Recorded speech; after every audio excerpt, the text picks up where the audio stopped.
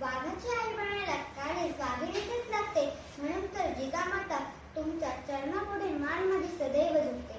स्वराज्याची राजमाता माँसाहेब जिजाऊ यांच्या कार्याबद्दल माहिती नाही असा एकही माणूस सापडणार नाही ज्यांनी स्वराज्याचे स्वप्न बघितले आणि फक्त स्वप्नच बघितले नाही तर ते सत्यात सुद्धा उतरविले. आई ही जगातील सर्वात महान योद्धा आहे. आई म्हणजे प्रेम, आपुलकी, त्याग, जिद्द, प्रेरणा, संयम आणि सामर्थ्य यांचा संगम आणि या सर्व गुणांचा संगम म्हणजे स्वराज्यजन्मी जिजाबाई शहाजीराजे भोसले. लहानपणापासूनच अन्यायाची चीड असणाऱ्या जिजाऊंचा जन्म 12 जानेवारी 1598 रोजी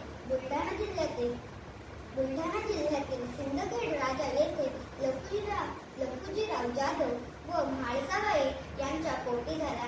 अनेक मुस्लिम सत्ता त्याकाळी महाराष्ट्रात धुमाकूळ घालून जनतेला लुटत होत्या. त्याविरुद्ध ळ शब्द काढण्याची हिंमत कोणामध्ये नव्हती. अशा बिकट परिस्थितीत जिजाऊने स्वराज्य निर्मितीचे स्वप्न पाहिले आणि अखेर तो दिवस उजाडला. 19 फेब्रुवारी 1630 रोजी माँसाहेब जिजाऊंच्या पोटी बाल शिवबाचा जन्म झाला. बालराजांना लहानपणापासून त्या रामायण महाभारतातील शौर्याच्या गोष्टी सांगत हिंदवी स्वराज्य स्थापनेचे बाळकडू शिवरायांना माँसाहेबांकडून मिळाले होते. कुठल्याही मातेला पुत्रमोहापेक्षा काहीही प्रिय नसते, परंतु माँसाहेबांनी असा विचार कधीच केला नाही. रयतेसाठी सुखाचं स्वराज्य निर्माण करण्यात माँसाहेब जिजाऊंचं योगदान फार मोठं आहे. फक्त मुस्लिम सत्तांपासून संरक्षण एवढेच नव्हे तर न्यायाने वाढ्याची कामे, नेतृत्व, कौशल्य आणि मुत्सद्दीपणा हे गुण त्यांनी शिवरायांच्या अंगी रुजविले. स्वराज्याचे धाकले धनी स्वराज्य रक्षक छत्रपती संभाजी महाराज यांच्या जडणघडणीतही माँसाहेब जिजाऊंचा मोलाचा वाटा होता.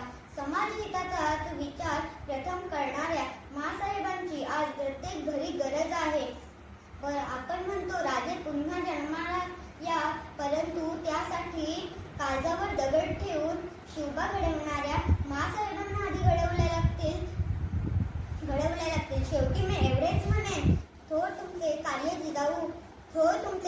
जिजाऊ, उपकार कधी ना फिटणार. चंद्र सूर्य असेपर्यंत नाव तुमचे नाही मिटणार. महाराष्ट्राच्याच नव्हे तर संपूर्ण भारताच्या इतिहासाला कलाटणी देणाऱ्या माँसाहेब जिजाऊंना शतश नमन करून मी